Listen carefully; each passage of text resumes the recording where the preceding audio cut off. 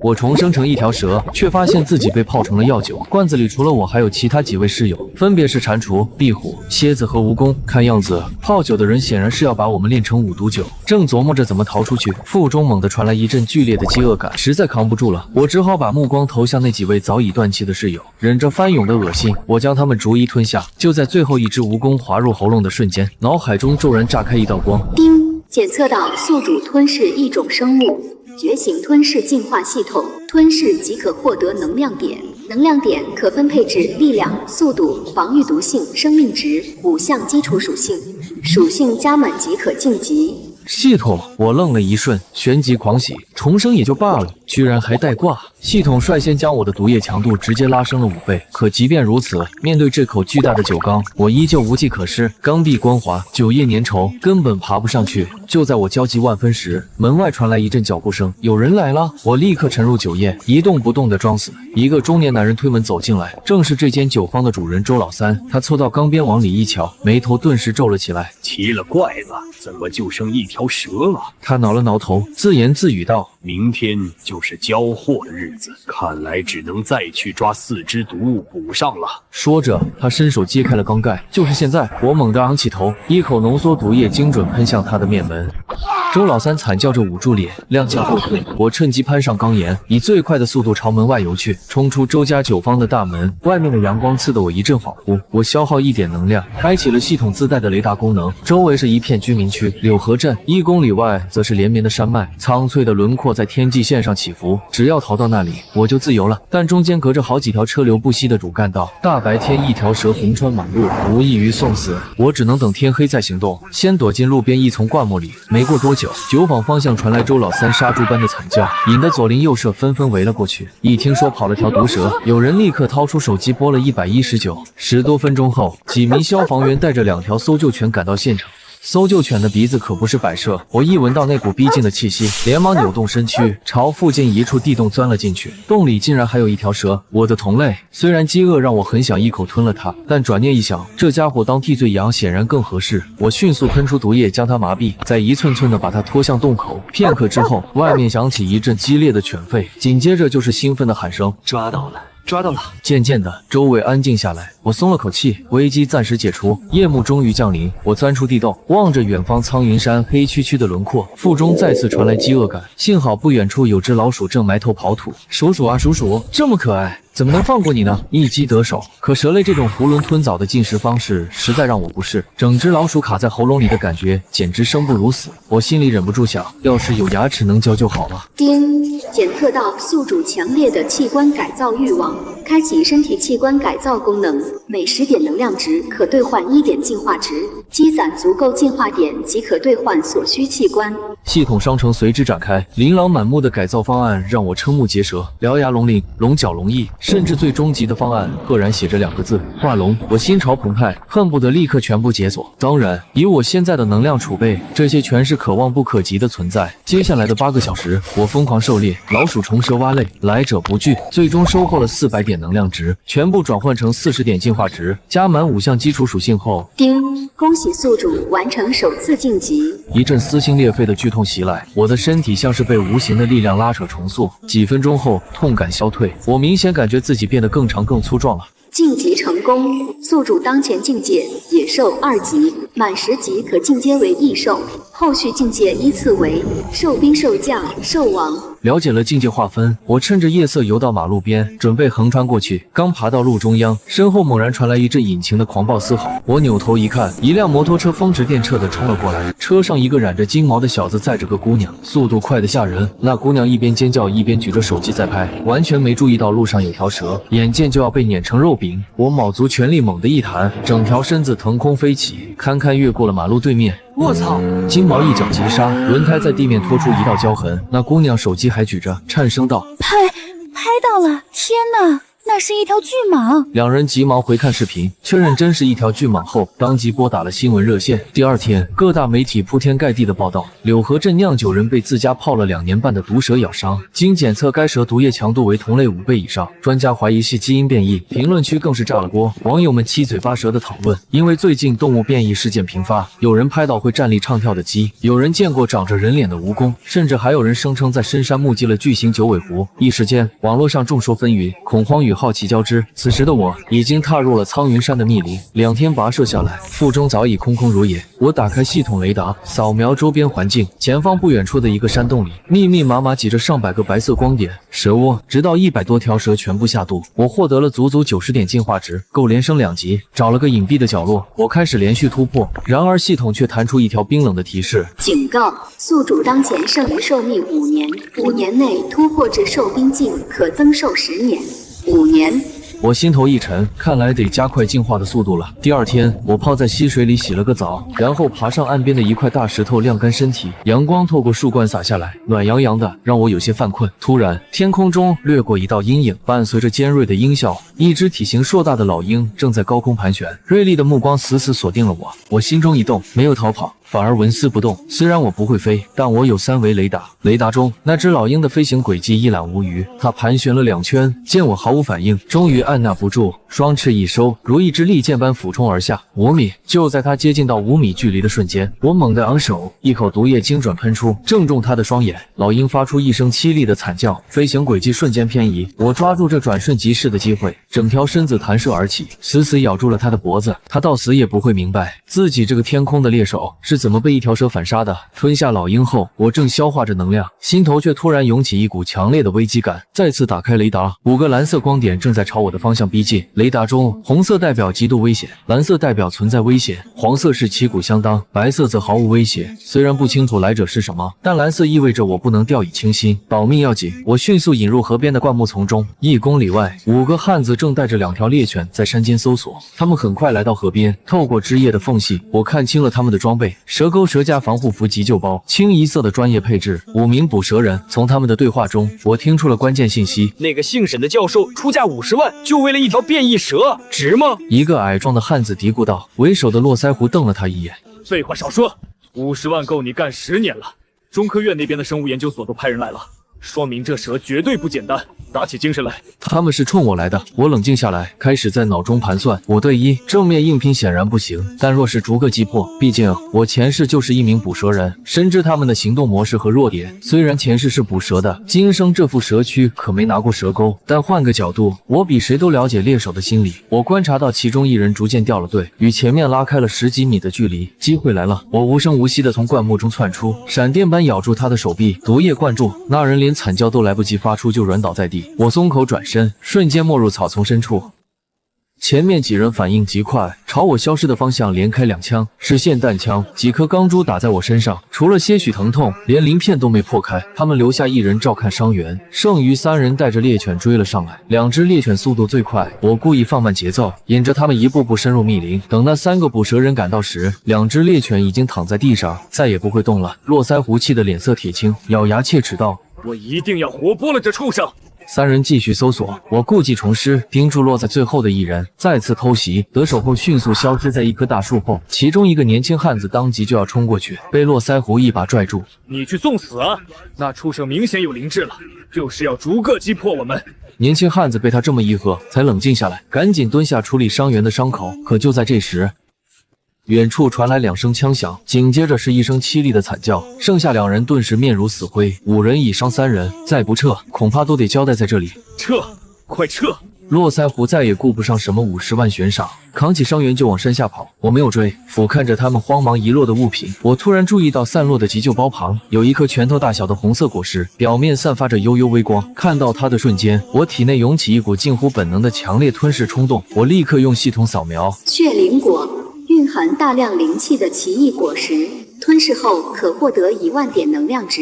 1万点。我大喜过望，叼起果子就走。这里是战场，绝非安全之所，得找个隐蔽的地方再吞噬。可就在我转身的瞬间，背后传来一声枪响，刚才被我重伤的那人竟挣扎着举起了猎枪，好在他意识模糊，手臂发抖，只有3颗钢珠从我的背脊划过，鳞片崩裂，鲜血直流，钻心的疼痛让我闷哼一声，叼着果子拼命逃离。另外2个没受伤的人也折返了回来，远远的朝我的方向追来。我一咬牙，一头扎进了旁边的湖里，强忍剧痛拼命游出去几百米。湖水冰冷，伤口被浸泡得火辣辣地疼。不知过了多久，视线越来越模糊，意识也开始涣散。恍惚中，我看到前方飘着一个竹筏，用尽最后一丝力气爬上去，我便陷入了昏迷。嘴里的血灵果在失去意识的瞬间被本能的吞了下去。虽然身体已经完全瘫软，但我的意识深处还残留着一丝清明。竹筏顺水漂流，不知漂了多久。迷蒙中，我感觉到前方出现了一艘渔船，越来越近。完了，我心中暗叹，这回真是无命休矣。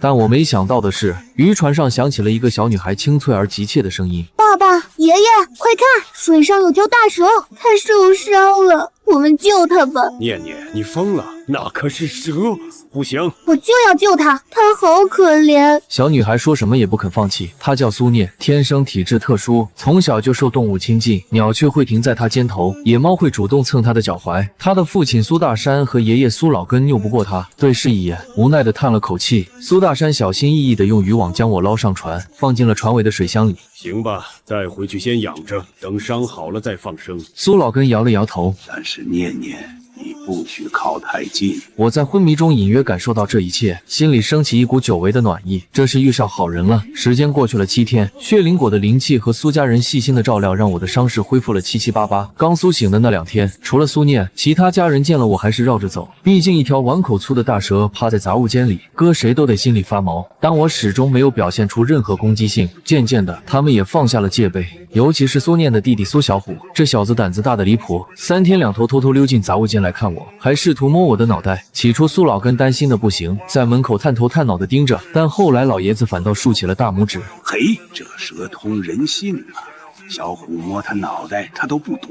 看着一脸得意的苏老根，我心道：老爷子，你可真心大。换成别的蛇，你那宝贝孙子坟头草都3尺高了。然而接下来的日子里，一件意想不到的事情发生了。在与苏念的朝夕相处中，我竟然和他建立了某种精神联系，脑海中隐约能感受到他的情绪波动。与此同时，系统面板上多出了一项全新的属性——念力。精神沟通的基础属性，双方念力均达到80即可进行精神对话，达到100可形成精神威压乃至精神控制。人类也能变异。我好奇之下，用系统扫描了苏念。苏念境界野兽9级，念力99极限，技能精神沟通赤子之心。我倒吸一口凉气，这个看起来普普通通的小姑娘，境界竟然高达野兽9级，念力更是逼近满值。我虽然身为野兽，灵魂却是人类。苏念将来或许会成为我与人类世界沟通的绝佳桥梁。精神联系建立后，我第一时间向苏念传达了感激之情。谢谢你救了我。苏念瞪大了眼睛，又惊又喜。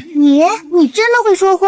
算是吧，在屋里闷了好多天了，能带我出去晒晒太阳吗？苏念二话不说，蹦蹦跳跳的跑去给我开门。等他离开后，我立刻将之前积攒的能量全部转化，整整1010点进化值。可半个多小时过去，我却卡在了野兽10级的瓶颈，怎么也突破不了。提示：周围环境灵气浓度不足，无法进阶。没办法，只能先晒太阳了。正趴在院子里享受阳光，苏大山和苏老根从外面回来了。苏大山一眼看到我又粗了一圈的身躯，脚步明显顿了一下，脸色有些不自然。我终究是一条蛇，伤好后还是尽早离开为好。苏大山和苏老根坐在院子里，愁眉苦脸的商量着什么。爸，后山那群野猪又下来了，这回连老刘家的包谷地都给拱了。再这么下去，今年的收成全得搭进去。苏大山叹了口气，苏老根磕了磕烟杆，能有啥办法？那猪王凶得很，上回大牛他们几个去赶，差点被拱翻。我听着他们的对话，心头一动，报恩的时候到了。我立刻通过精神联系告诉苏念，念念，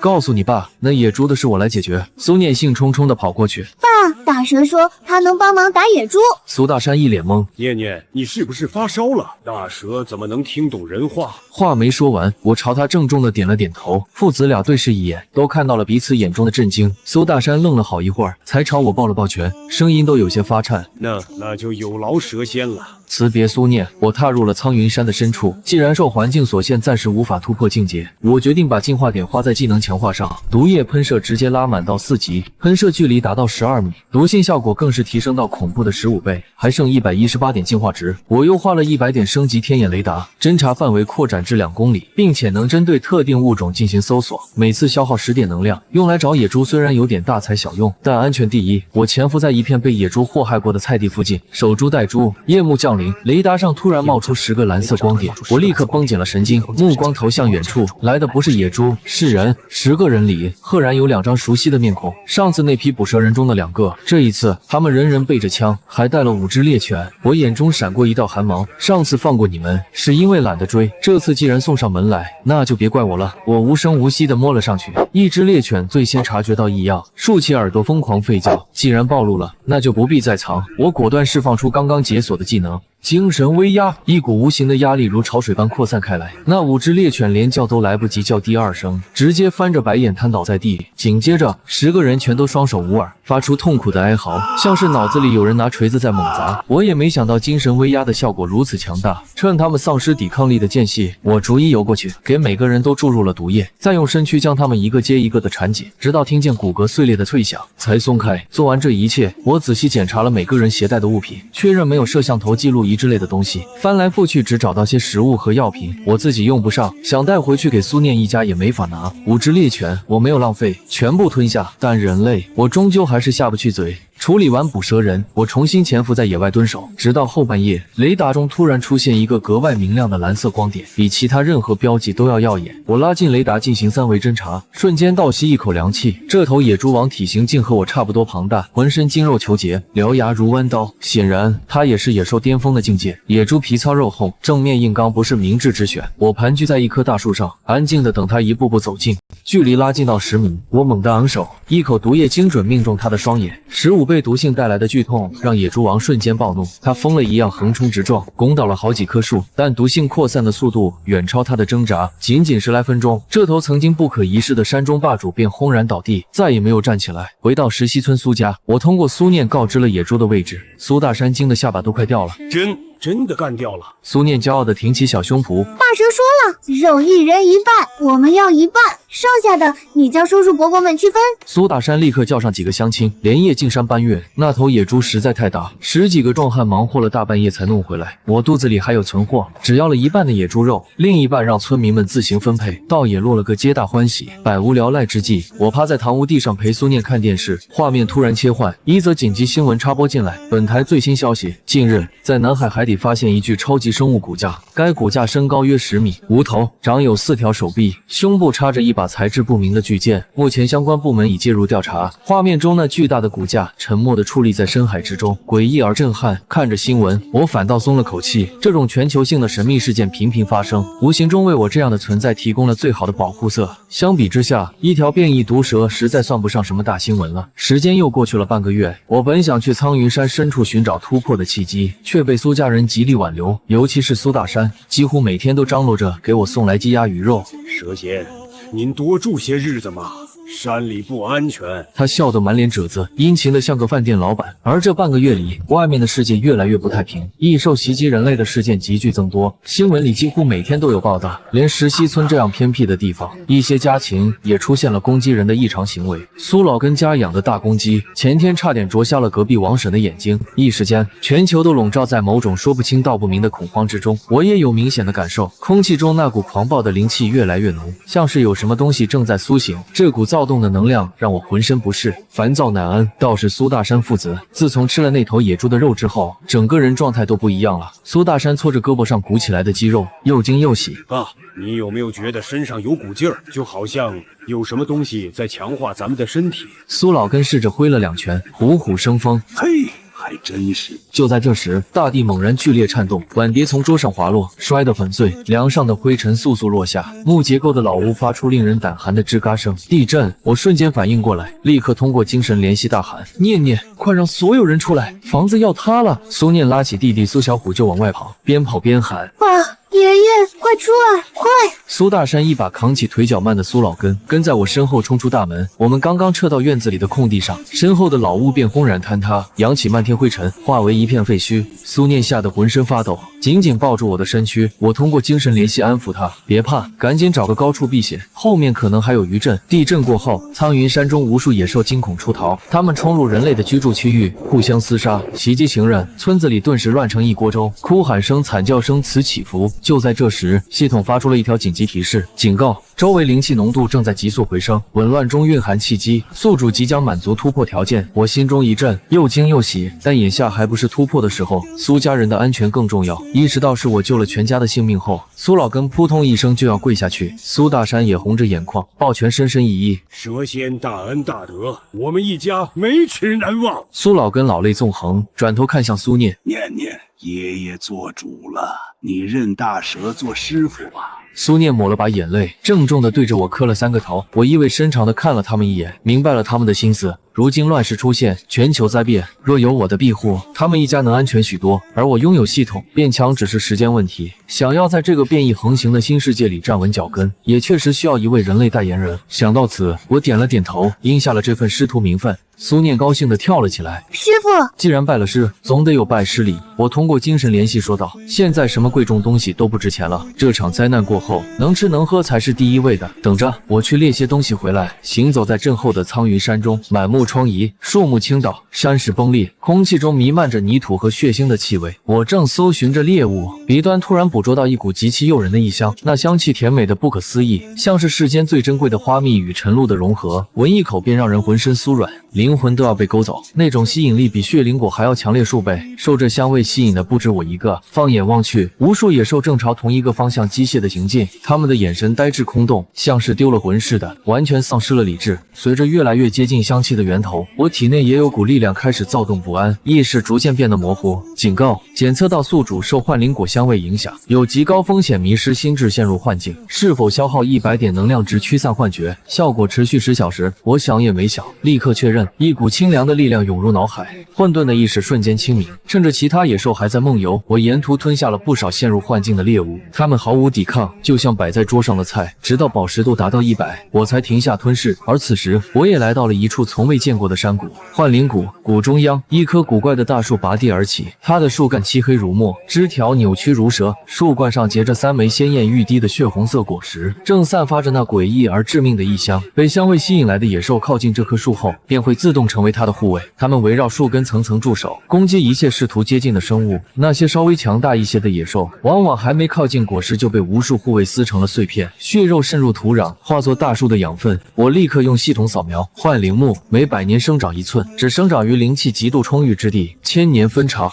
3000年一结果，结果后需大量生命养分催熟，成熟后异香自散，被控制的生物将恢复神智，并大概率开启灵智。果实3日内未被摘下，则会枯萎。反哺树木本身，幻灵果服用后精神力暴增，并获得精神幻境技能，可使精神力低于自身的目标陷入幻境。每个生灵仅可服用3枚，首枚效果最佳。看完介绍，我暗暗心惊。虽然我现在的实力不惧在场任何一只野兽，可一旦被群起而攻，也只能沦为养分之一。但我又注意到一个关键信息：幻灵木结果需要灵气极度充裕之地。我立刻打开自己的属性面板，果不其然，境界一栏后面闪烁着3个金色的字：可突破。然而备注条件让我眉头紧锁，本次突破需1小时，期间将吸取方圆5公里内灵气，无法移动，无自保能力，中断则失败。1个小时完全不能动，在这种虎狼环伺的地方，那不是找死吗？而且万一在我突破的过程中灵果恰好成熟，那就全便宜别人了。我决定先按兵不动，等灵果成熟再说。而此时，在我身后3公里处，一名身材魁梧的大汉正朝山谷疾行，他叫陈铁柱，猎户出身，体格壮得像一头熊。他也被异香所惑，正要陷入幻境，腰间一枚古朴的玉佩却突然散发出微弱的光芒，将他从迷雾中拉了回来。陈铁柱低头看了眼玉佩上多出的一道裂痕，心疼地抽了抽嘴角，随即咧嘴一笑：师傅果然没骗我，这山里真有宝贝。他虽然肉疼，但还是果断加快了脚步，朝山谷冲去。时间一点点过去，幻灵果的颜色愈发血红，几乎像是3颗凝固的血珠。那股异香也开始由扩散变为收敛。我知道它即将成熟，就是现在。我猛地冲了出去。此时幻灵木周围的护卫们已经在数小时的自相残杀中所剩无几，活着的也精疲力尽。面对这些强弩之末的家伙，我几乎可以横扫，毒液喷射，身躯碾压，势如破竹。但就在我距离幻灵木只剩不到20米时，身后突然传来一道洪亮的人声：嚯，这里果然有宝贝！我身子一顿，回首望去，陈铁柱站在谷口，双目放光地盯着树上的果实。但当他看到我的体型时，瞳孔骤然一缩，不由得倒吸一口凉气。好大的蟒蛇！趁他愣神，我毫不犹豫，昂首喷射，一道毒液如暗箭般疾射而去。陈铁柱反应极快，侧身一闪，但毒液仍然溅到了他的右臂。我不给他喘息的机会，闪电般窜到近前，整条身子将他缠绕起来，越收越紧。毒液的麻痹效果迅速扩散，他挥出的拳头软绵绵的，打在我厚实的鳞片上，毫无伤害。你这畜！话未说完，他的意识便开始涣散。就在这时，谷中那诡异的异香骤然消失，幻灵果成熟了。幸存的野兽们眼神逐渐恢复清明，茫然地环顾四周。我来不及多想，一口结果了陈铁柱，迅速朝幻灵木奔去。一只野猪和一头大黑熊最先恢复过来，它们离灵果最近，也最先看到了那3枚晶莹血红的果实。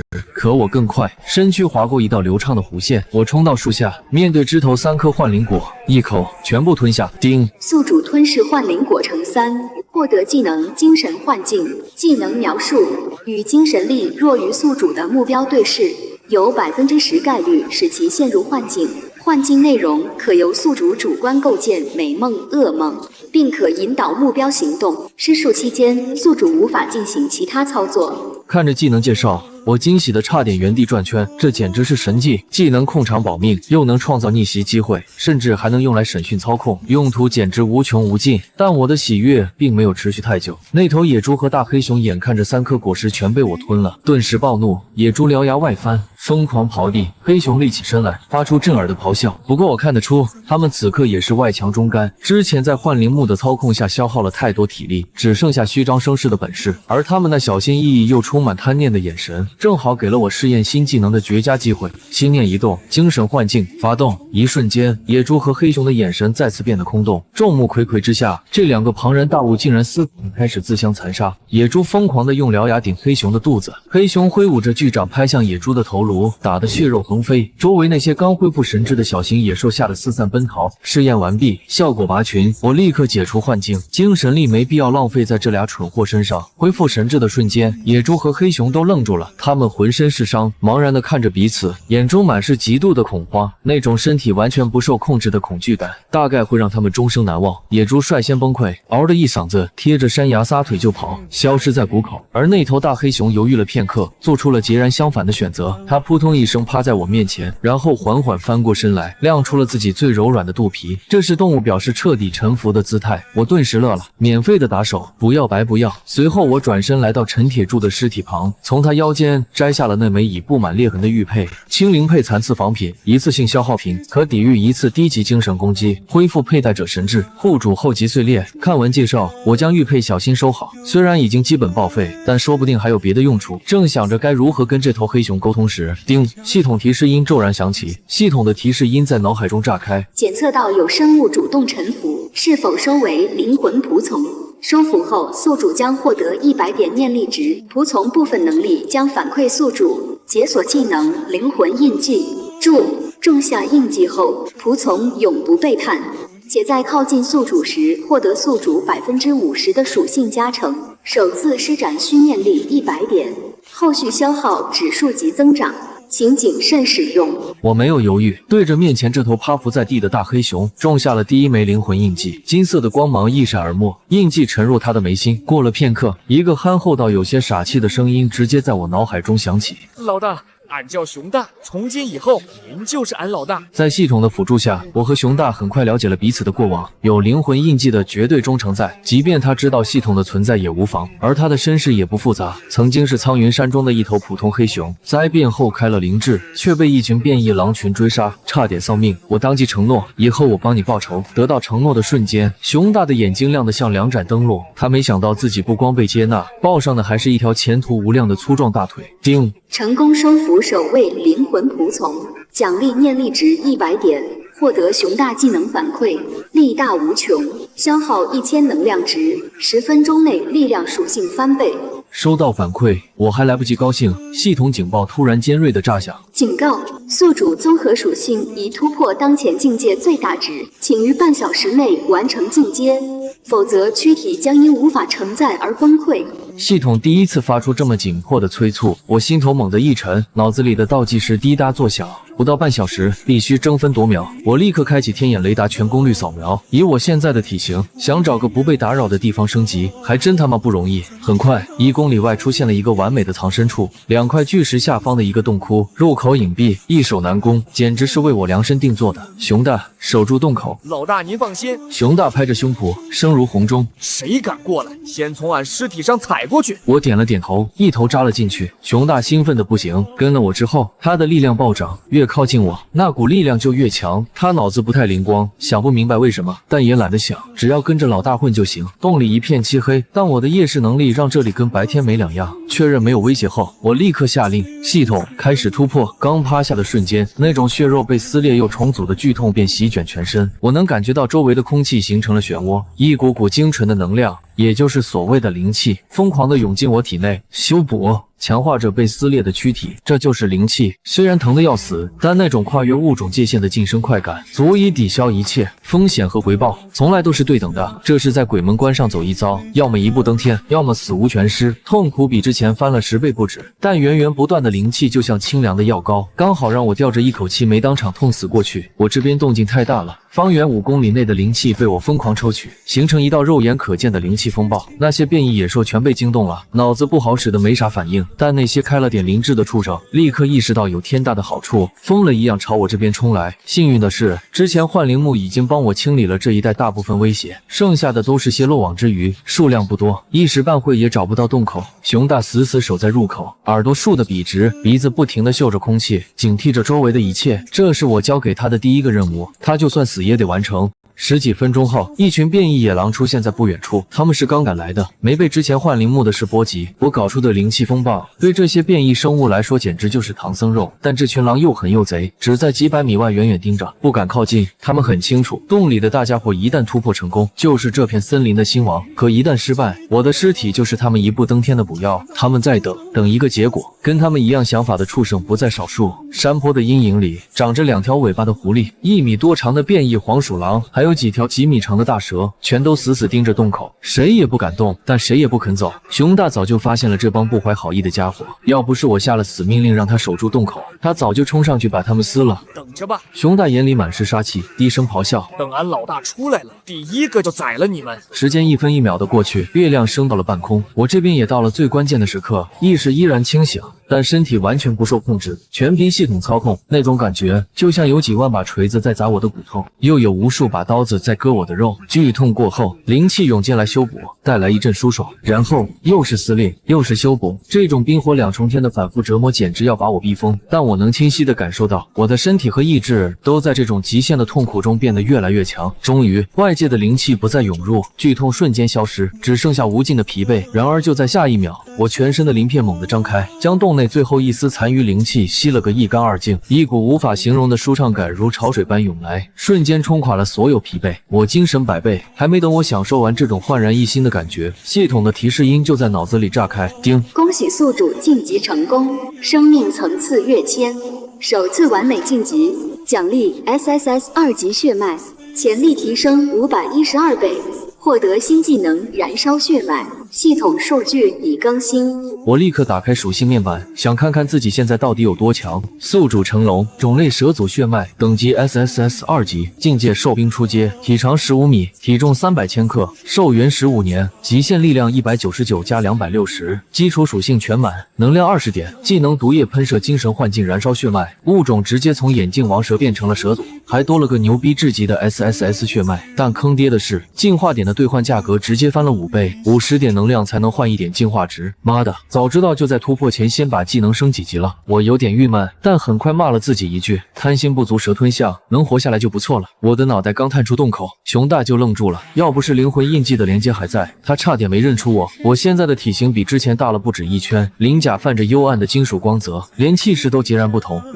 老大，熊大瞪圆了眼睛，他能感觉到从我身上传来的力量比之前强了何止10倍，这让他欣喜若狂，恨不得当场嚎2嗓子庆祝。而洞外那些等着捡漏的家伙，在灵气风暴消失的瞬间，就感受到一股比刚才恐怖10倍的威压从洞中席卷而出，大部分家伙当场吓得屁滚尿流，扭头就跑，但总有几个不怕死的，还躲在暗处偷看。我眼中闪过一道寒芒，刚才我突破的时候毫无还手之力，要不是熊大守着，这帮畜生冲进来，我早就成了他们的粪便。既然来都来了，那就别走了。熊大，我冷冷地看着外面，去把那几个不知死活的家伙全宰了，尸体拖回来。熊大瞬间来了精神，刚才守洞口的时候，他也跟着沾了不少灵气的光，实力暴涨了一大截。现在加上我的属性加成，对付那些小角色简直就是砍瓜切菜。他咆哮一声，像一阵飓风般冲向最近的狼群。我缓缓从洞中游出，水桶粗的身躯在月光下泛着钢铁般的冷冽光泽。我盘踞在巨石之上，像一个冷酷的君王，俯瞰着自己的领地，一个不留。这是命令，也是对熊大的考验。处理完那些不长眼的东西，我和熊大回到了营地。苏大山一家正围着篝火发愁。见我归来，苏念兴奋地跳了起来，扑过来抱住我的脑袋。可苏大山父子俩看到我暴增的体型，当场吓得腿软。苏老根更是差点一口气没上来。也不怪他们，短短月余，我已经从当初泡在酒缸里的小蛇，长成了15米长的庞然大物。这股压迫感，换谁都得哆嗦。爹，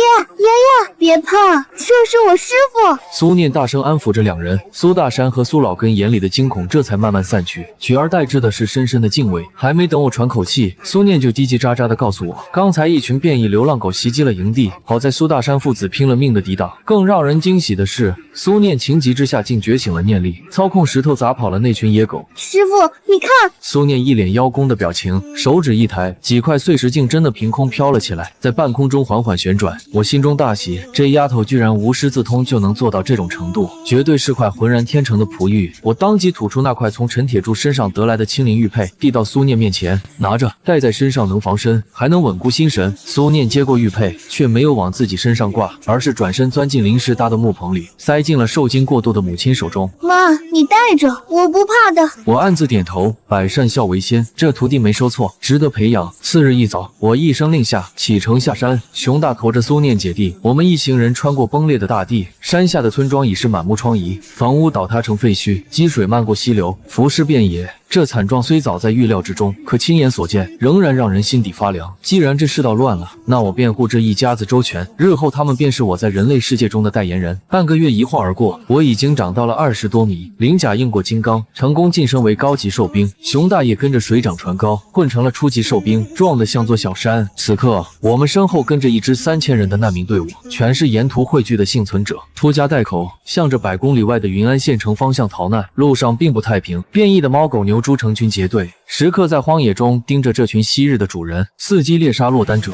队伍里虽然也觉醒了20-30个异能少年，但多数只是空有蛮力，真遇到硬茬，还得靠我和熊大镇场子。苏大山一家如今成了这支队伍的核心，没办法，谁让我们这2尊大神指认他们呢？熊大负责清理杂碎，苏念负责管理人类事务，我则负责震慑全场。救命啊！队伍前锋刚踏入前方一个村落，一声凄厉的惨叫划破长空。我开启天眼一扫，好家伙，一头丈高的变异黑牛正带着10几头小弟在横行霸道，那领头的牛角上还挂着个长穿肚烂的倒霉蛋。几个觉醒少年被吓得脸色惨白，根本不敢上前。走，干活了！我吐着信子，身躯蜿蜒向前，眼底闪过一丝嗜血的金光。这些菜鸟顶不住，还得我亲自出马。回头冲熊大低吼一声：“今晚吃牛排！”秦哥，这大家伙我们搞不定啊！一个瘦得像猴子的黄毛少年紧握着钢叉，声音都在发抖，眼神惊恐地盯着对面的巨兽。被喊作秦哥的高个青年咽了口唾沫，他叫秦昊，这群觉醒者里最强的一个。可面对这种阵仗，额头上的冷汗还是止不住的往下淌。几十双眼睛盯着他，一旦失手，身后就是尸山血海。那头领头的大黑牛瞪着血红的牛眼，也在打量这群毛头小子。他能感觉到这几个人比比牛角上挂着的那个死人要强些，但也强不到哪去。僵持不过几秒，呼！大黑牛身边一头黄牛率先动了，鼻孔喷出2道白气，踩着碎步悍然冲锋，快躲开！人群瞬间炸锅，四散奔逃。直面冲击的一个少年反应倒是快，一个驴打滚避开牛角，反手一斧子劈向牛的肚皮，但这一下彻底捅了马蜂窝。其余7、8头牛同时低头，挺着尖角狂奔而来，唯独那头最大的黑牛没动，它死死盯着人群后方，四肢微微发颤。动物的本能告诉它，真正的死神来了。它的直觉很准。我和熊大带着一脸潮红的苏念缓缓走出了村口。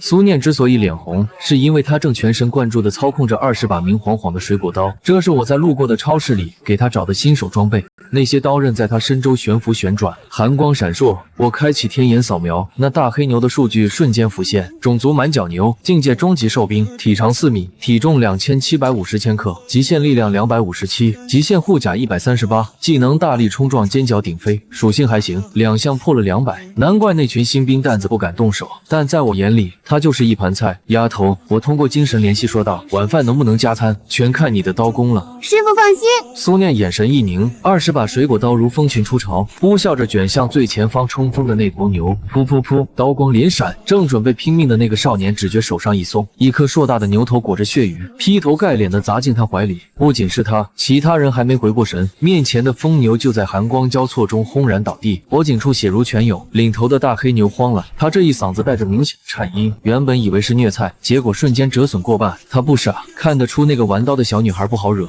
但最让他毛骨悚然的还是我这条盘踞在地上的巨蛇。他想跑，熊大清理杂鱼，那个大的归我。话音未落，我已经弹射而出，蛇王出手了！人群中爆发出一阵惊呼。自从上次队伍里一个不长眼的挑衅者被熊大一巴掌拍死后，我在这3000人眼里就是无敌的代名词，连能举起轿车的秦昊都不敢接我一招，何况一头牛。熊大咆哮着冲进牛群，如同虎入羊群，而我在大黑牛转身的瞬间，身躯如钢鞭般缠了上去，绞杀收紧，骨骼碎裂声密集成片。不到1分钟，这头不可一世的终极兽兵便瘫软如泥，彻底断了气。蛇王威武！欢呼声此起彼伏，苏大山父子都不用我吩咐，熟练地带着人上来打扫战场。当晚，除了那头首领进了我的肚子，剩下10几头牛让整个队伍都开了荤。丁，吞噬烤牛肉，获得能量值10点。丁，吞噬满角牛肉生，获得总能量值275点。我盘着身子，听着系统的提示音，心里盘算着这笔账。烤熟了虽然流失部分灵气，但有人伺候着吃肉，这滋味确实比茹毛饮血强多了。而且 SSS2级血脉简直就是作弊器，光是呼吸吐纳，我每天就能白减1500点能量，加上现在的体型，食量大增，只要伙食跟得上，一天2000点进账轻轻松松。在这片区域，老子就是绝对的第一。攒下的1000多点能量我没动，这是留给燃烧血脉拼命用的底牌。虽然目前我看似无敌，但灵气复苏，众生平等，谁知道哪个角落里会不会蹦出个更变态的怪物？小心驶得万年船。不远处，熊大正抱着个铁盆舔蜂蜜，一脸的乐不思蜀。这家伙虽然看起来懒散，但我是真羡慕他的天赋。当初用天眼扫描他时，那明晃晃的 SS 级血脉着实吓了我一跳。要知道这3000多人的队伍里，也就苏念是 SS 级，那个秦昊才勉强是个 C 级。血脉等级每高1级，修炼速度就是倍数碾压。我的 SSS 级是512倍，熊大的 SS 级是128倍，而普通人简直没法比。这就是命，也是我敢在这末世横行的底气。正当我感慨之际，天眼雷达的地图边缘忽然闯入了一群不速之客。几公里外，一支100人规模的全副武装小队正向我们这边推进。大家抓紧休息。领头的连长嗓音嘶哑，布满血丝的眼睛扫过身后疲惫不堪的士兵们。他叫林川，30出头，方脸浓眉，身上的迷彩服早已破烂不堪，但腰杆依然挺得笔直。这次任务是搜寻云安县城北面的幸存者，这里受灾最重，地形最复杂，但我们绝不抛弃任何一个老百姓，明白吗？明白。一个士兵死死攥着枪，咬牙道：连长您放心，这种时候我们当兵的不上，难道让老百姓上？旁边一个啃干粮的年轻战士嘴唇干裂，小声问道：连长，你说人类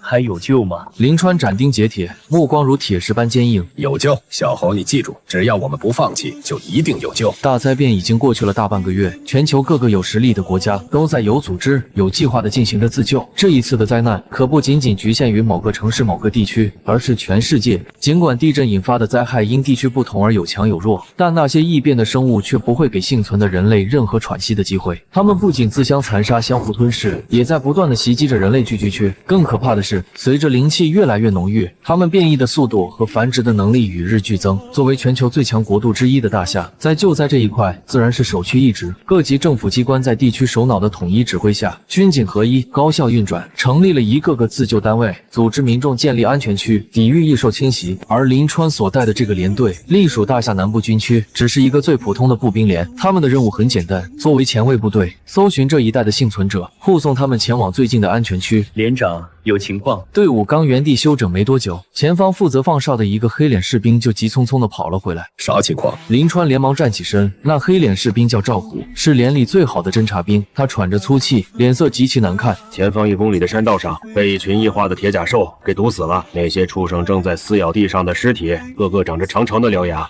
密密麻麻的，漫山遍野，到处都是。粗略估计至少有200-300头。我特意观察了一下，只有这一条路通往里面的乡镇，没有别的路可以绕行。铁甲兽真有200-300头？林川面色一凝，不由得反问：自从大灾变以来，虽然才短短半个月，但身为军人的他比普通百姓掌握了更多关于异兽的情报。在强大的国家机器面前，目前已知的异兽种类就不下几十种，而铁甲兽这种由家猪、野猪异变而来的最常见异化物种，可以说是异兽中的坦克。皮糙肉厚，尖嘴獠牙，力大无穷，速度贼快，一般的枪械几乎很难对它们形成致命伤害。如果不能直接命中要害，没有10几枪根本解决不了一头。更恐怖的是，这些家伙全力冲刺的速度能达到每秒50-60米，而且能维持这种恐怖速度连续奔跑10-20公里，因此军方给他们取了个绰号——坦克兽。真有那么多？赵虎面色沉重地点了点头。那些家伙挤满了山道，密密麻麻地扎堆在一块密石，旁边有一片棚户，估摸着之前是个养猪场。棚户里还有不小的动静，数量上应该只多不少。不管是为了前方还活着的人，还是为了这些死去的乡亲，林川沉默了几秒，目光变得锐利起来。我们必须干掉他们，打通这条通道。可是连长，我们没有重武器啊！赵虎皱眉道：这些铁甲兽数量这么多，我们能对付得了吗？要不要发电报给后面的兄弟部队，请求支援？干就完事了，哪来这么多废话？林川一挥手，语气斩钉截铁：现在全国各地都需要支援力量，幸存的百姓等着我们去帮他们脱离险境。多耽误1分钟，或许就会多一个无辜的人失去生命。我们这里一个满编连队，还对付不了几头猪。夜风凉得很，营地里的人大多已经歇下了，篝火噼啪作响，将一片片橘黄的光晕投在那些简陋的窝棚上。苏大山一家紧挨着我休息的地方搭了个低矮的棚子，苏老根的鼾声隐约传来。我盘在原地，消化着肚子里的战利品，却越消化越觉得不够。刚才那头满角牛虽然顶了半吨，可以我现在的体型，那点东西连半饱都算不上。随着个头越来越大，食量也跟着水涨船高，真是个烦恼。熊大、苏念，跟我前面转转，与其在这儿干躺着，不如出去溜达一圈，消消食，顺带看看前方有没有什么猎物可以顺手拿下。说实在的，我也说不清为什么，总觉得心里有股说不清道不明的预感，像是前方有什么事情正在酝酿。熊大二话没说，蹭地站了起来。苏念从窝棚里钻出来，睡眼惺忪地揉了揉眼睛，随即骑上了熊大的背。破损的公路在月光下显得格外荒凉，柏油路面崩裂开来，露出底下的黄土。熊大踩着碎石缓步前行，苏念坐在他背上，东张西望了一会儿，开口道：师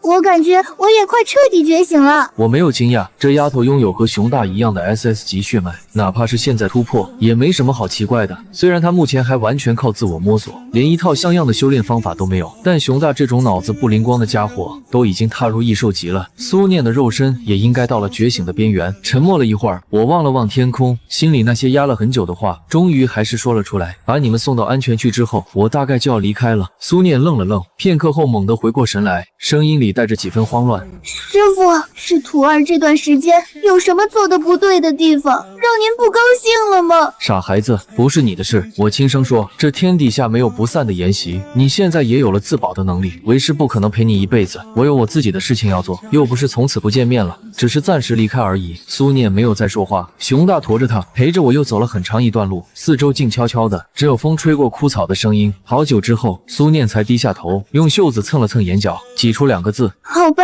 这一声好吧轻的几乎听不见，可我清楚的知道，他是真的把我当成了最亲的亲人。经过这段日子的朝夕相处，他心里恐怕早就把分离这件事想了无数遍，却始终说服不了自己坦然接受。说实在的，我何尝尝不是把她当成了自己的妹妹，甚至是女儿。可离别这件事，终究是他要学会面对的。就在空气安静的有些压抑的时候，轰！一声低沉的爆炸从远处滚滚传来，沉闷而有力，显然不是什么小动静。有情况，去看看。三个家伙瞬间都来了精神，我当先带路，熊大紧随其后，脚步轰轰作响，朝着爆炸的方向快速推进。林川此刻的脸色已经不太好看了。连长，弹药有些不够用了。赵虎一边换弹匣一边喊，眼睛却死盯着前方那群悍不畏死的铁甲兽，眉头拧成了一个死结。这次轻装救援，他们没带重武器，弹药也只带了基础配额。毕竟谁也没料到会在一条山道上撞见这么大规模的异兽群。这些家伙发动起来，简直赶得上一场小型兽潮。交火已经持续了10几分钟，连队虽然击毙了不少铁甲兽，可从山道上涌下来的猪群却越来越多，一个个眼睛通红，速度飞快，一头接一头的往火力网里撞，就是死都不带退的。前沿已经有2个火力点被冲垮了，那里的战士到现在对讲机里还没有声音，凶多吉少。唯一的好消息是，真正完全异变的铁甲兽王只有3只，他们躲在后方，发出哼哼唧唧的低吼声，指挥着族群消耗连队的弹药，自己却迟迟没有亲自动手的意思。在汀州，林川咬着牙，眼神扫过战场，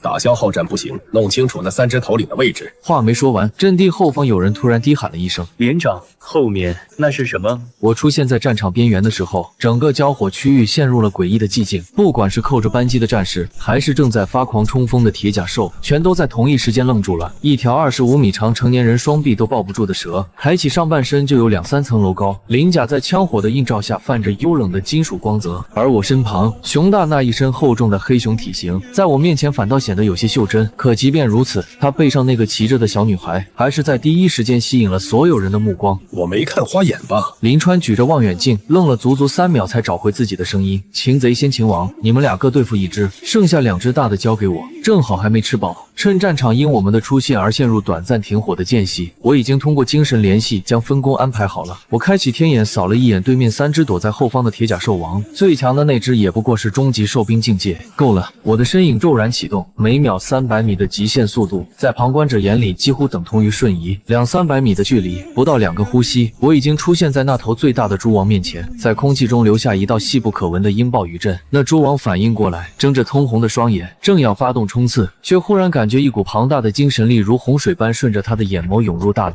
下一刻，他的身体完全不受控制了。在所有人错愕的目光中，这头刚才还耀武扬威的猪王头也不回地冲向了旁边的同伴，发出一声震耳的嘶吼，以全力冲撞砸了过去。好家伙，居然敢和蛇爷我对视，算你有种！我要的就是这个效果。本来打算直接用身形碾压的，既然他这么配合，正好拿来练练新技能。100米外，熊大放下苏念，亲眼目睹了那熟悉的一幕，不由得打了个寒战，在心里默默地为那只猪王点了根蜡。老大又施展那个诡异的技能了，好家伙，这是让对方步自己的后尘啊！心中如此感慨，熊大却没有丝毫迟疑，悍然朝第3只一时陷入错愕的猪王发动冲锋。这种机会不抓住，他就不是熊大了。连长，那猪王中邪了吧？怎么不去对付那条大蛇，反而自己打起来了？赵虎正准备开枪，却看到了这出让他下巴差点脱臼的好戏，嘴巴张得能塞进一个鹅蛋。林川没有说话，可他隐约感觉到了什么，目光在我熊大和苏念之间来回转了一圈，一种直觉在告诉他，这3个奇怪的家伙是站在我们这边的。就在所有人还处于震惊状态的时候，苏念已经动了，他从熊大背上跳下，一股念力骤然升起，腰间别着的20把匕首瞬间漂浮在他身周，寒光流转。上次对付满角牛时损坏了几把，回到队伍后早已换好了备用的。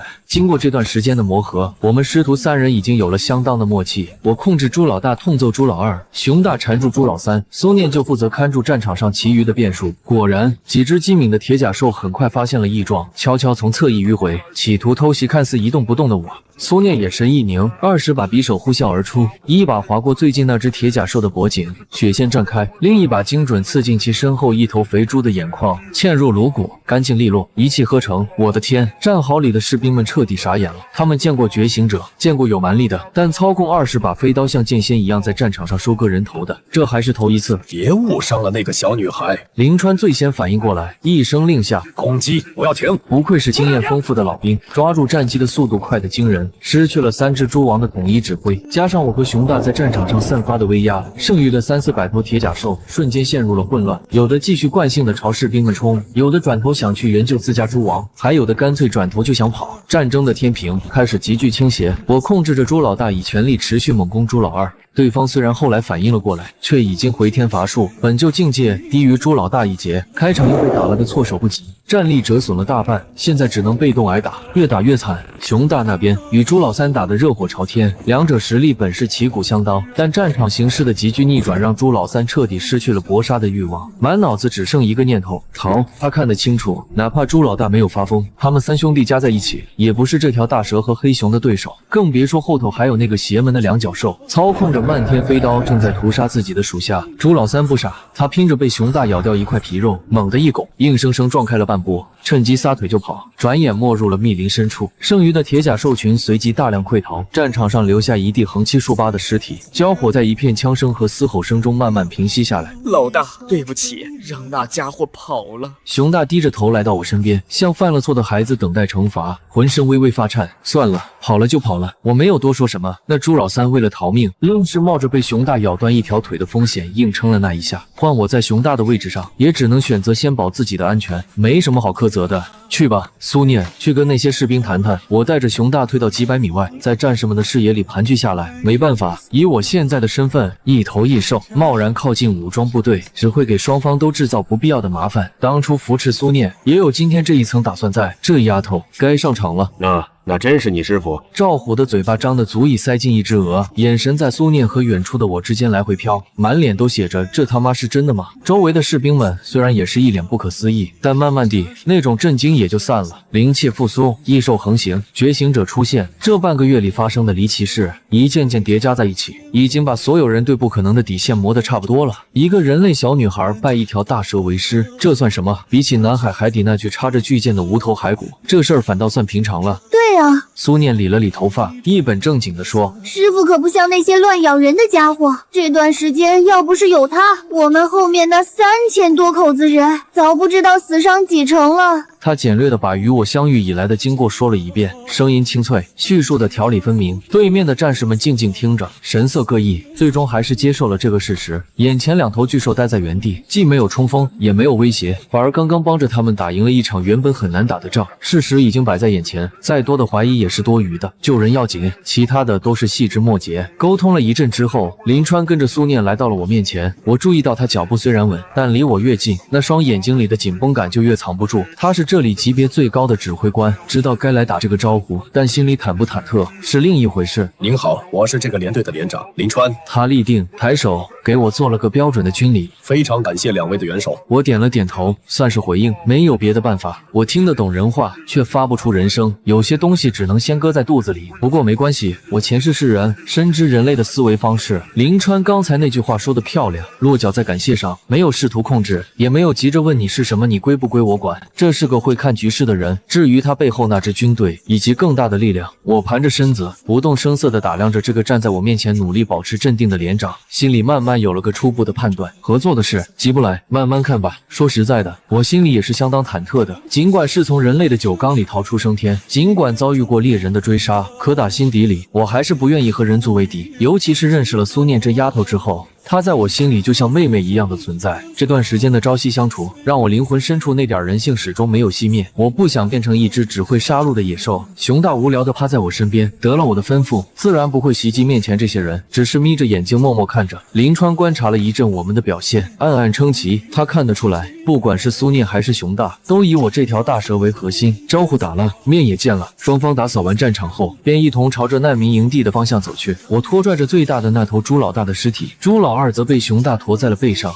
其余的战士们得知营地里老幼众多，食物不足，也纷纷3-5人一组，抬着一只只铁甲兽的尸体，一步步往回赶。军人小队进入难民营地的那一刻，3000多人全都沸腾了，哭声、欢呼声此起彼伏，许多人跪在地上，泪流满面。祖国没有放弃他们，政府也没有放弃他们。这段日子里受的苦、吃的亏，失去家园、失去亲人的悲痛，终于有了一个宣泄的出口。带回来的铁甲兽被迅速处理，分配到了所有人嘴里。3000多张嘴，哪怕再多的食物也不经吃，但至少今晚所有人都能填饱肚子。而随着连队的到来，难民们也终于知道了外面的情况，整个世界都在大地震中被摧毁得四分五裂，人类伤亡惨重，各种基础设施损毁了七七八八，完好的道路和桥梁屈指可数，满目疮痍。大夏国政府第一时间做出反应，各地纷纷进入自救环节，建立起安全区，一边抵御异兽的袭击，一边着手重建家园。时间过得很快，转眼5天过去了，有了连队的加入，难民群的行进速度快了不少，所有人都渴望尽快赶到安全区，去休息，去整顿，去帮助那里的人建设一个新的家。这5天里，我带着苏念和熊大不断在外围清理前来袭扰的异兽，而那些觉醒者们在连队接管了队伍安全之后，也开始主动出击，猎杀附近那些不开眼的变异动物。丁，吞噬铁皮蛮牛肉1块，获得20点能量值。丁，吞噬血牙野猪肉1块，获得15点能量值。丁，吞噬月影灵猫1只，获得50点能量值。不断的猎杀，一只只猎物被苏大山他们弄回营地处理加工，不仅为难民们提供了丰富的食物，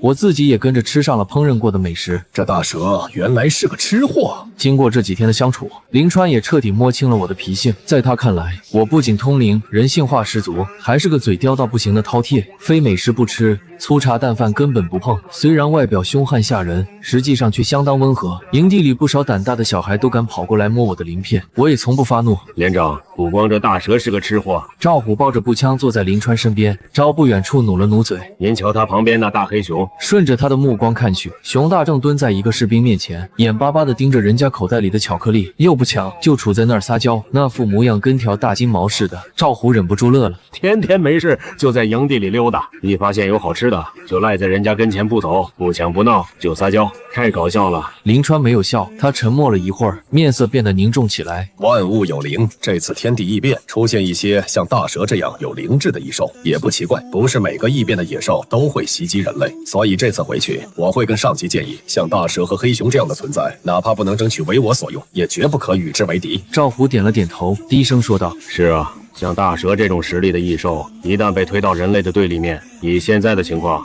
哪怕能消灭对方，代价也大得我们承受不起。这也是在场每一个战士的心声。丁，吞噬疾风兔1只，获得60点能量值，饱食度达到100，无法再获取能量值。当我吞下最后一只被烤得滋滋冒油的疾风兔后，深深地打了个饱嗝，看着苏大山把烧烤架收起来，我的目光渐渐变得坚定，是时候离开了。听林川的意思，明天上午就能抵达最近的安全区，到了那里，苏念一家就算是彻底安全了，有了新的安身立命之所，我也算对得起当初的承诺，好人做到底，送佛送到西。办完这件事，下一个该处理的就是熊大的仇了。我打开属性面板，扫了一眼能量值那一栏，12375点，换算下来能兑换240多点进化值。不过我并不打算现在就兑，能量值目前没有溢出这一说，先攒着。属性点的提升需要进化值，技能的升级也需要进化值。看似每天收入不少，其实花的地方更多。而困扰我最深的问题，始终是那2个字：寿命。现在已经是高级兽兵了，寿元却只有区15年。我不明白，自己都是异兽了，为什么还被限制在普通蛇类的年龄框架里？前世作为捕蛇人，我清楚得很，野外的眼镜王蛇最长能活近30年，人工饲养的还会更久些。可系统给我标的寿元，却连正常蛇类都不如。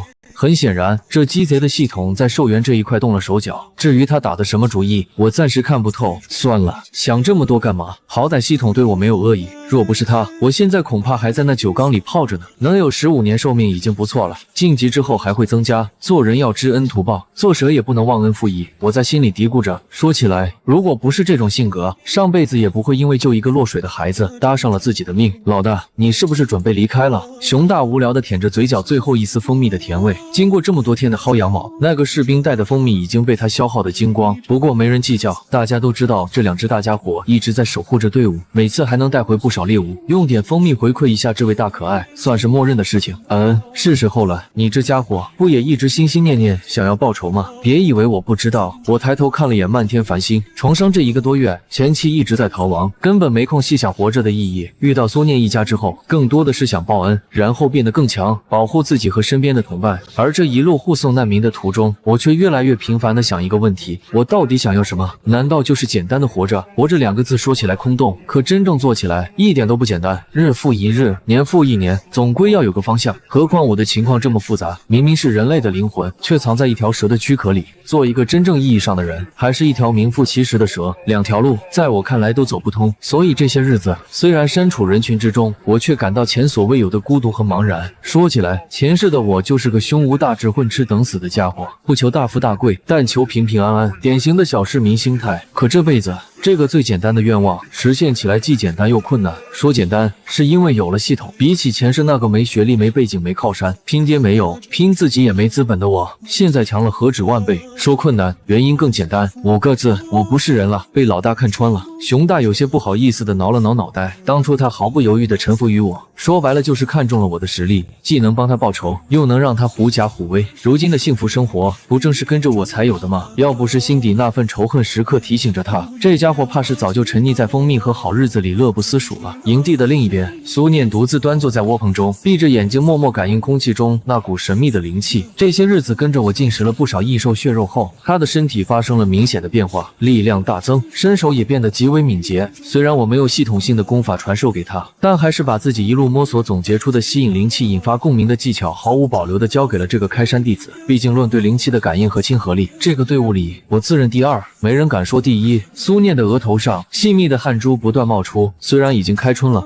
可夜晚的温度依然偏低，他却浑身冒着热气，周身隐约可见一层淡淡的白雾，修炼已经渐入佳境了。大山，丫头，这不会有事吧？苏老根在窝棚外探头探脑，一脸担忧。苏大山蹲在旁边看了一会儿，眼里满是又惊又喜的神色。爹，没事，他这是进入了修炼状态，应该是要突破了。咱苏家也要出觉醒者了。经过这些天的旅途，身处队伍管理层的苏大山也从那些觉醒者口中多多少少了解了一些关于突破的知识。我同样感应到了那边的灵气波动，扭头朝苏家的窝棚望了一眼。不仅是我，营地里的其他觉醒者也纷纷察觉到了异样，纷纷侧目。这丫头今夜终于觉醒了。半个月后，一条巨蟒，一头丈高的黑熊，一个扎着马尾的小女孩，悠哉悠哉地来到了一条宽达100米的大河边。河水滔滔，浑浊的水面下暗流涌动，两岸是连绵起伏的山峰与近100米高的悬崖峭壁，唯一能通往对面的就只有这处长满芦苇的河滩。老大，熊大停下脚步，眼睛死死盯着河面，声音低沉的像从胸腔里挤出来的。那大家伙就藏在这条河里，熊妈就是在这里，为了给我争取逃跑的时间，才被他拖进了水中。他的眼里满是怒火，以及深入骨髓的仇恨。当时的熊大虽然体型甚至比熊妈还大一些，可他不过才半岁，生长速度再快，战斗经验和生存技巧比起母亲都差得远。他亲眼看着熊妈被那个东西压制的毫无还手之力，最终在河水中连个水花都没翻起，就这么消失了。他在岸边等了很多天，幻想着熊妈还能活着浮出水面，可河水滔滔，始终没有回应。最终他只能带着满腔的失落和仇恨，踏上了流浪之路。那之后的每一条路，每一棵树，每一处地标，他都刻在了脑子里。他怕自己忘了回来的路，怕有朝一日有了实力却找不到报仇的地方。直到在幻灵谷遇到了我。大鳄鱼，从系统反馈的熊大记忆画面来看，那家伙体型相当恐怖，按我的估算起码6-7米长，在鳄鱼中算得上巨无霸级别。不过就算是大家伙，我也谈不上害怕，以现在的实力对付一只鳄鱼问题不算太大。师傅，这地方好偏僻啊。苏念从熊大背上跳下来，轻轻拍了拍他的脸。熊大，你的仇人就住在这河里。熊大沉重的点了点头。经过这么久的相处，他已经能和苏念进行简单的沟通了。如今晋升到兽兵中级的他，在智慧方面也长进了不少。我没理会这俩的对话，而是开启了天眼雷达，全力侦察河中及两岸的情况。很快，在将近2公里外的雷达边缘，一个硕大的蓝色光点浮现了出来。蓝色，存在危险。好久没遇到这个颜色的提示了。我吐了吐信子，仔细观察那个光点的数据。3维画面中，一只巨大的鳄鱼清晰地呈现出来，10几米长的庞大身躯静静潜伏在水下，宽阔的背脊如同一座小岛，表面覆盖着的厚重鳞甲看上去如同钢铁铸就。而在它旁边，还有一只小1号的鳄鱼，大约6-7米长，那应该就是当初杀死熊大母亲的凶手。不过在天眼的分析下，这只小的显示为白色，几乎没有任何威胁。真正让我在意的是那只大的。我打开它的详细数据：种族远古地鳄，境界初级兽将，体长14米，体重8200千克，极限力量412，极限护甲389，技能死亡翻滚钢甲护体潜伏猎杀。果然初级兽将，难怪雷达标记为蓝色。这家伙不仅力量达到了兽将水准，护甲更是堆到了兽兵巅峰，攻防兼备，相当棘手。不过我这半个多月也没闲着，一路猎杀积攒下来的能量足够兑换840点进化值，随时可以突破到兽将境界。只要我踏入兽将级，这头地鳄对我的威胁就是个笑话。全属性达标的状态下，绞杀它只是时间问题。当然还有另一个办法，精神幻境。这家伙的念力远低于我，用精神幻境控制它基本不成问题。但问题是，这附近没有能跟他匹敌的对手，光靠幻境让他自残，想杀死这么大一只鳄鱼也不容易。所以最保险的方案还是先突破到兽将，毕竟有系统在手，同级别之下，我就是无敌的存在。师傅，是不是发现什么了？苏念看着我的表情，感受到空气中凝重的气氛，问道：“有点小麻烦。”我点了点头，目光转向熊大：“你的仇人我找到了，不过直接对付他还差一点火候。今晚先找个安全的地方，你们俩帮我护法，等我突破了，那家伙就是盘中餐。”熊大的眼睛瞬间亮了起来，只要找到了就好，晚1天2天没关系，这么多年都等过来了，不差这一宿。他拍着胸脯，声音里压抑不住的激动：“老大，还是那句话，你放心突破，有我在，还有这丫头在，谁要是敢来打搅你，先从我尸体上踏过去。”师傅，你又要突破了。苏念也笑了起来，语气里却满是感慨。他到现在也不过刚踏入初级战士的水准，虽然操控飞刃的本事日益精进，和熊大切磋也能斗得有来有回，可肉身方面他心知肚明，比异兽差了不止一个档次。这一路虽然吃了不少异兽血肉，可作为人类，身体对灵气的吸收效率天生弱于异兽。要不是他修炼上的悟性确实比熊大高出一截，灵气吸收的速度稍快那么一丝，否则早就被熊大甩开几条街了。一个人类输给一只大狗熊也就算了，跟师父这种妖孽比，他想都不敢想。其实前几天就该突破了，一直在压制而已。我随口说道。苏念翻了个白眼，变态，不愧是我师父。其实我手里还有一张底牌，燃烧血脉，不过这技能目前的提升有限，属性翻倍虽然不错，但一次消耗1000点能量值，够兑换20点进化值了。飞到生死关头，用起来实在肉疼。现在的每一点能量都来实在太多了，得用在刀刃上，能不浪费就不浪费。更何况燃烧血脉的副作用也太坑了，使用10分钟，虚弱1小时。作为一条堂堂正正的雄蛇，怎么能容忍自己虚弱无力？必须时刻保持坚挺，飞到万不得已，这个技能绝不轻易动用。走吧，找个安全的地方，顺便猎点东西填填肚子，等今晚我突破成功，明天就帮你报仇雪恨，顺便吃个烤鳄鱼。熊大点了点头，他望了眼面前宽阔的河面和滔滔东流的河水，心情也如水波般雀跃起来。仇人找到了，有老大的保证在，报仇雪恨不过就是这1-2天的事儿，急什么？他匍匐下身子，驮上苏念和他的随身行李，悠悠地跟在我身后，朝身后的山岭不急不慢地走去。一路上我全程开着天眼雷达，尽量避开有人的区域。不过在这种末世环境下，到处都是残垣断壁，一些村庄里只剩下处于变异边缘的野兽家禽，以及彻底异化的异兽，想遇到一个活人反倒成了难事。大灾变之下，灵气复苏，众生平等啊！我悠悠一叹，曾经繁华的村庄，鸡犬相闻的小镇，此刻荒凉的不见一丝人气。一路上白骨累累，触目惊心，失去了人类的居住，加上灵气充斥天地，最先受益的反而是植物，它们在疯狂的生长。尽管大灾变才1个多月，那些道路的缝隙中破败的墙体下，已经冒出了一颗颗各种植物的幼苗，开始蚕食蔓延。我能想象到，或许不用1年，这些无人的村庄和城镇就会彻底变成植物的海洋，被藤蔓包裹的残垣断壁将成为异兽的巢穴。以它们的繁殖能力，失去人类的干扰后，重新夺回属于他们的家园不再是梦想。师傅，好荒凉啊，太安静了。骑在熊大背上的苏念看着眼前破败的村庄，眉头紧紧皱了起来。虽然他的家人已经安顿在了安全区中，可身为人类的一员，面对如此满目疮痍的景象，还是免不了心生惶恐。丫头，这也是没办法的事情，物竞天择，适者生存。你想保护家人，就得有保护家人的实力。这种天地异变之下，强者为尊，拳头硬才是王道，明白吗？苏念点了点头，却没有多说什么。尽管这半个月来，他一直在我面前努力表现得开心，可他心中那股压抑，我通过精神联系感受得一清二楚。对于这个心结，我不是心理医生，无法过多去化解。人都是要成长的，就像我自己，重生这1个多月，不也同样有解不开的结？3人中最没有精神负担的，就属熊大了。眼看大仇即将得报，跟着老大混日子无忧无虑，像个孩子似的，一副没心没肺的模样，东瞅瞅西看看，别提多开心了。熊大，我阴沉的看开口，去把那间屋子里的杂物清理一下。今晚我们就在这里歇了。自己这个当老大的都不开心，做小弟的怎么能这么没心没肺？绝对不允许！好的，老大。熊大憨憨的应道，丝毫没听出我语气里的不爽。他还沉浸在大仇将报的喜悦中。对他来说，老大吩咐的事就是圣旨，干就完事了。夜里，院子里的篝火燃了起来，一些被猎杀的小型野兽和异兽架在简易的烧烤架上，经过苏念这个念力师的精细操控翻烤，香喷喷的肉香弥漫了整个小村庄。可无论再怎么香气诱人，却没有吸引来任何一只异兽。原因很简单，方圆1公里内，凡是能被猎杀的，几乎全军覆没。一部分进了我和熊大的肚子，剩下的全在这里排着队等变成烧烤。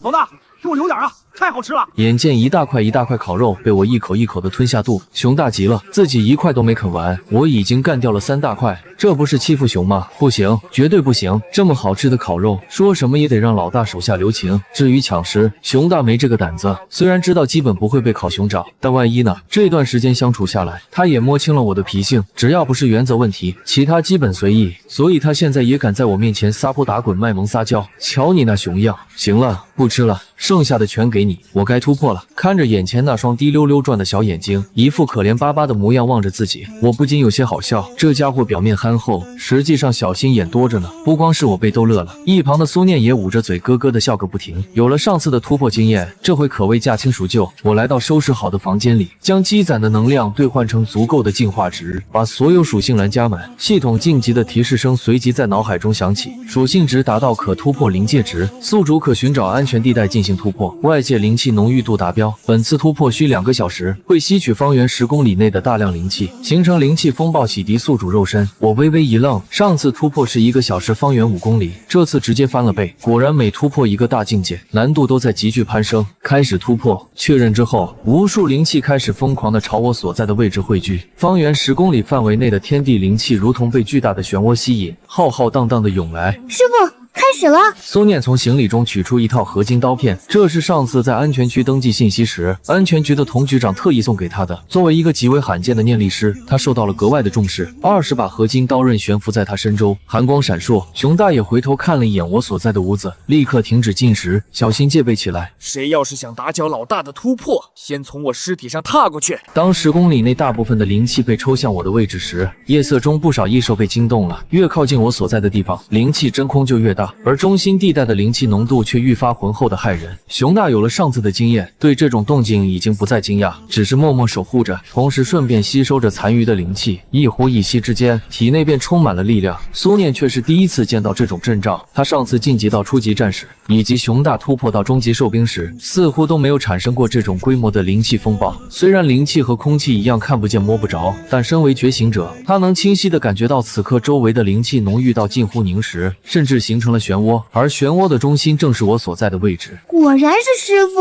连突破都与众不同。但越是如此，他心中的危机感也就越强烈。这样大范围的灵气波动，绝对会吸引来非同寻常的异兽，而突破时不能分心，更不能被打断。他和熊大必须拼尽全力守住。时间一点点过去，原本被清理干净的小村庄里，开始出现一些异变生物的影子。它们被灵气波动的浪潮引导着，小心翼翼地朝我所在的位置靠近。不过，我突破时散发出的庞大念力所形成的灵魂威压，已经覆盖了方圆4公里左右的范围。那些窥伺者越接近中心，就越感到一种深入骨髓的不安。一些胆小的异兽前进了一小段距离后，便受不了这股威压，扭头逃离。只有少数等级较高、不惧生死的家伙，抱着侥幸心理，一步步小心翼翼地朝前探索。冲在最前面的是一头丈余高的大力神牛和一只疾风青羊，后头还跟着一群大大小小的异兽，缓缓推进。如今野外最常见的异兽，就是猪牛鸡羊猫狗鸭鹅这些曾被人类饲养的家禽家畜，它们数量最多，异变的概率也就最大。那2只中级兽兵停在了村庄1公里外的山坡上，走到这里，他们已经完全明白了，有大家伙在突破，那股庞大的精神威压让他们极不舒服。能顶到这里，已经说明了他们的抗压能力相当强悍，有新的王者要诞生了。遍布村庄4周的异兽们心中都有了这个猜测，尽管他们各怀鬼胎，此刻却没有一个敢擅自行动。他们在等，如果里面的家伙突破成功，那就立刻逃遁。毕竟不是每个高阶异兽都有收小弟的习惯，更何况在人家突破时闯入核心范围，那就是赤裸裸的挑衅，不死不休。但如果突破失败，那就是天赐良机，失败必遭反噬，不死也会重伤。猎杀一只比自己高阶的存在，平时简直是异想天开，但趁对方重伤之际下手，却有一线可能。高阶异兽的血肉对他们来说可是大补，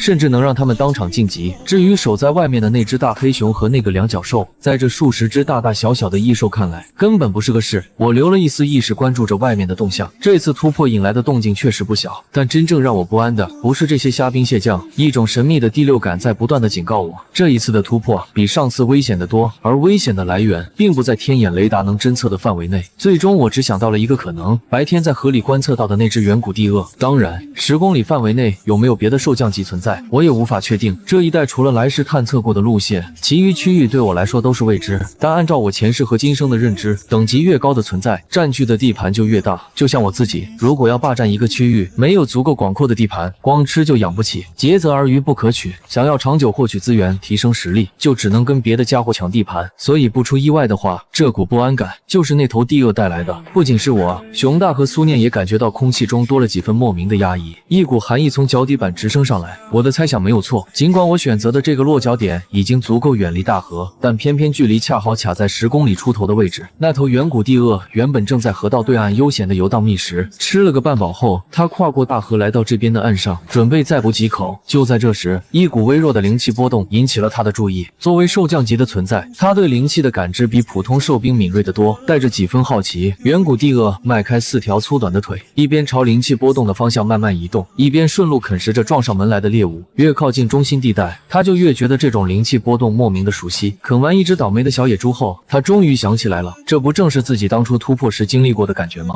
只不过当初他晋级的时候，可没引起过这么大范围的灵气风暴。远古地鳄的双眼渐渐眯了起来。自从鬼使神差的从原本的世界莫名出现在这里后，他就发现这个地方简直是天堂，除了灵气极为稀薄之外，几乎没有能与他匹敌的对手。在原来的世界里，他只是个小喽啰，可在这里，他就是绝对的霸主。直到最近那场大地震之后，灵气才开始复苏，慢慢接近他所熟悉的浓度，方圆10来里都是他的领地。在这片区域里，他绝不允许出现同级别的竞争者。于是他抬起4条短腿，加快了速度，朝着灵气波动的中心疾行而去。时间1分1秒的过去，我这边也到了突破的关键时刻。当天眼雷达的边缘出现那个代表远古地鳄的蓝色光点时，已经过去了将近1个半小时。倒不是地鳄速度慢，他发现灵气波动的时候，我已经进入突破瓶颈将近1个小时了。加上他在路上捕食耽搁了些时间，再算上抵抗我念力范围带来的灵魂威压所消耗的精力，如果不是他的速度够快，抗压能力够强，此刻恐怕还在半路上。远古地鳄的心里也在惊讶和犹豫之间反复摇摆。越靠近灵气中心，来自灵魂的震颤就越强烈，让他呼吸困难，举步维艰，每前进一步都比上一步更加沉重。身体的本能在疯狂呐喊：掉头，前方极度危险。可另一个声音也在叫嚣：如果不趁这家伙突破时无暇他顾去干扰他，一旦对方成功晋级，等待自己的绝不会是什么好果子。远古地鳄最终选择了后者，他不愿意放弃好不容易得到的领地和乐土，也不愿意重新回到那种被人欺压的弱小日子。这是他的家园，绝不允许任何其他东西来霸占。不好，有危险！当熊大看到出现在村庄里的那个庞大身影时，浑身的毛瞬间炸了起来。那头远古地鳄14米长的身躯比熊大还大出一截，厚重的鳞甲在月光下泛着冰冷的光泽，它所散发出的压迫感，在熊大看来比我都不遑多让，甚至有过之而无不及。苏念也愣住了，除了我之外，他还是第一次亲眼见到如此巨大的异兽。虽然身边的合金刀刃随着他的念力在高速旋转，但轨迹隐隐有些不稳，毕竟是个刚10来岁的孩子，面对这种级别的怪物，能做到不转身逃跑就已经相当不错了。换做其他同龄人，怕是早就吓得尿裤子嚎啕大哭。我心中也焦急万分，这远古地鳄确实名不虚传。面对我的精神威压，那些看戏的异兽连暗处都不敢离开。可他不仅硬生生顶着威压冲进了村庄，而且已经看穿了我此刻纸老虎的状态，正准备发动致命一击。那些躲在暗处的异兽也纷纷一惊，这附近的霸主居然被引出来了。灵气中心的那个倒霉蛋，怕是倒了8辈子血霉。快一点！快一点啊！我在心底暗暗祈祷突破速度再快些。熊大和苏念2个根本拦不住这头地鳄，他们就算冲上去，也只是白白送命。以我高级兽兵的实力，在肉身方面都不是他的对手，何况他们。远古地鳄看着挡在前方的一熊一人，眼中浮现出一丝不屑。他从这2个家伙身上感受不到致命的威胁，不过是2条杂鱼，清理掉就行。熊大死死盯着对面的巨鳄，不敢贸然出击，只是不断的发出低沉的吼声作为警告。苏念也强迫自己压下翻涌的恐慌。慌，身边飞舞的刀刃终于不再乱晃，化作一道道流星般的轨迹围绕在他身周，随时准备出击。紧张归紧张，但绝不能让这家伙闯进那座院子。师傅的突破已经到了最关键的时刻，绝不能功亏一篑。这是熊大和苏念此刻唯一的念头。远古帝鳄似乎也看穿了他们的心思，他朝被守护的那间屋子瞥了一眼，眼中杀意骤浓。不能再等了，再拖下去，完蛋的就是自己。杀！帝鳄暴起冲锋，前爪狠狠拍向熊大。熊大见巨鳄冲来，也只能硬着头皮迎了上去，同时不忘回头看了苏念一眼，示意他配合。苏念点了点头，身边的刀刃化为道道光影，以极快的速度从各个刁钻角度扑向帝鳄的身体。与此同时，我也感觉到了突破的速度在加快，似乎系统感知到了我的焦急，灵气的灌注变得更加猛烈，源源不断的能量被身体贪婪的吸收着，不断撕裂与重组的肉体在一寸寸地变大变强，可外面的战况却不容乐观。苏念的合金刀刃虽然能对帝鳄形成一定的干扰，却根本无法突破那层坚韧至极的鳞甲，只能在上面留下一道道浅浅的划痕，甚至有几把刀刃都崩出了缺口。熊大更惨，一次又一次被帝鳄的尾巴甩飞到20-30米外，却又一次次爬起来，拼着满身鲜血扑回去。远古帝鳄也恼怒不已，这只大笨熊就像不要命一样，身上都快被打烂了，还一次次的往上冲。而每当他想不管不顾的先解决苏念这个操控飞刃的小两脚兽时，熊大又像疯了一样挡在前面。僵持中，战斗越来越残酷。熊大此刻几乎油尽灯枯，虽然离我不远，能蹭到属性光环的加成，勉强拥有高级兽兵的战力，可面对的毕竟是一头兽将级的存在，对方随便一击都不是他能应接的。他只是凭着一股不肯倒下的狠劲，一次次拖延着时间。苏念也到了极限，持续操控20把飞刃进行高强度攻击，对念力和体力的消耗极大，尤其是面对这种级别的巨兽，身心上的损耗比平常的战斗大了不知多少倍。看着自己的头号小弟和开山弟子险象环生，命悬一线，我心头紧张到了极致，偏偏有心无力，浑身动弹不得。就在帝鳄冲到院墙前，熊大和苏念已经再也拦不住他的脚步之时，最后一股灵气涌入体内，瓶颈应声而碎，突破成功。叮，恭喜宿主晋级成功，生命层次发生跃迁，一次性完美晋级，奖励如下：一、系统空间乘1，当前体积100立方，等级1级，可消耗进化点提升，空间属于真空状态，只能储藏死物，可保持物品永久不坏。二、修炼功法灵诀乘1，领悟后可增加灵气吸收速度，效果最高提升10倍。通过引导灵气淬炼身体，可提高肉身强度。本功法任何种族均可学习，可通过精神念力传授，其效果因人而异。系统数据已更新，请自行留意变化。不错，又多了个系统空间，还有一部功法。这次晋级的奖励确实不同凡响。有了系统空间，我就能储存大量食物，不用每次饿了才去猎食，方便了太多。而那部灵诀，更是让我终于有了底气做一个名副其实的师傅。当了这么久的师傅，一直没有像样的东西传给苏念，心里其实挺不是滋味的。这下总算有了交代，而且这次晋级之后，单次能进食的能量上限提升到了1200点，消化时间只需4个小时。只要食物充足，每天获取的能量总量将大幅增加。不过兑换比例居然变成了100比1，100点能量才换1点进化值，这系统也太抠了，简直是打劫。我心里吐槽了一句，但也不过是嘴上说说，毕竟每一次大境界的突破都是9死1生，可收获也是实打实的丰厚，风险与机遇并存，无非如此。浑身充满了力量，我盘旋的身躯几乎挤满了整间屋子，最粗的地方比房门还宽，想出去都得硬挤，可想而知现在的我有多庞大。还剩245点进化值，先把力量加满。我立刻做了决定，此刻不想用任何技能，就想来一场赤裸裸的肉体碾压。刚才不光是苏念和熊大险象环生，我自己的心跳也是7上8下，扑通扑通个不停。现在该清算了。那远古帝鳄也在同一时间感受到了，屋子里骤然爆发出一道恐怖的气息，如同深渊中猛然睁开了一只巨眼，生死威胁瞬间笼罩了他全身。他的脚步猛地一顿，抬起巨大的头颅，小心翼翼地看向那间屋子，第六感在疯狂地尖叫：必须走，现在就走，再不走就来不及了。帝鳄犹豫了一瞬，终于本能地后撤一步，转身准备离开。晚了。轰！我庞大的身躯直接破墙而出，碎砖飞溅如暴雨，张开血盆大口，我以最快的速度朝那头帝鳄冲刺而去。远古帝鳄看到我那暴涨的身形时，瞳孔骤缩，这家伙怎么这么大？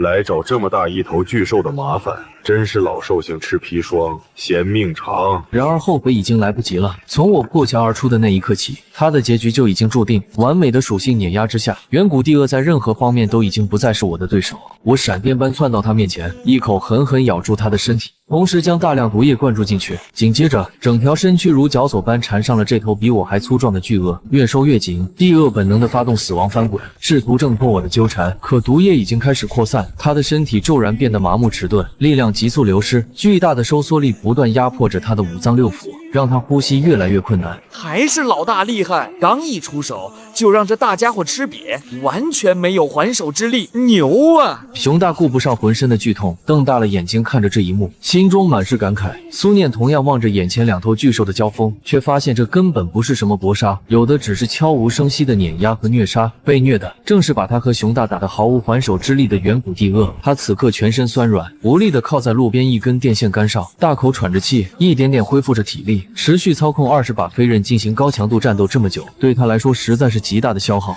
远处那些围观的异兽们，在看到帝鳄被压制的毫无还手之力的瞬间，便已明白了接下来的结局，于是想也不想，撒丫子就跑，生怕自己成了帝鳄第二。来的时候有多欢快，跑的时候就有多狼狈。我扫了一眼熊大和苏念的伤势，苏念还好，起码还能站稳，可熊大就惨了，浑身皮开肉绽，鲜血直流不说，连耳朵、鼻子和嘴角都溢出了血。去死吧！我心中的怒火彻底点燃。如果不是系统恰到好处的完成了晋级，此刻我的下场大概就是熊大现在的样子，甚至更惨。庞大的身躯看似笨拙，速度却快到肉眼难以捕捉。远古帝鳄连反应都来不及做出，我已经再度加力，将他搅得骨骼嘎嘎作响。他挣扎的力度越来越小，时间一点点过去，最终这头远古帝鳄失去了最后一丝生息，庞大的身躯彻底凉透了。我心念一动，系统空间如同一道微型推动骤然张开，将帝鳄的尸体整个吞没，干干净净，连一滴血都没留在地上。之不易，花在刀刃上才是正道。